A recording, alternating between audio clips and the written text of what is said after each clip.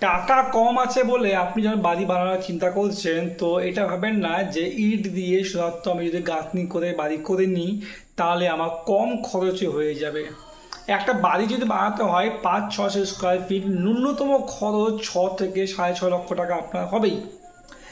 আপনি যদি খরচ কমাতে চান বাড়ির জন্য, খালি ইট গাঁথনি করে বাড়ি করলে হবে না। কারণ আপনি ইট গাঁথনি করে বাড়ি করলে আজকে ডেটে শুধুমাত্র একতলা বাড়ি আপনি করতে পারবেন। সেটা না করে আপনি কলাম দিয়ে বাড়ি করুন।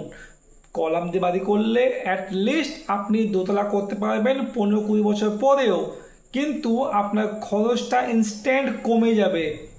কলাম দিয়ে বাড়ি করলে সব থেকে বড় অ্যাডভান্টেজ, আপনার ফ্রেম স্ট্রাকচার হয়ে যাচ্ছে, আপনার 5 ইঞ্চি গাঁথনি করলেই আপনার বাড়ি হয়ে যাচ্ছে।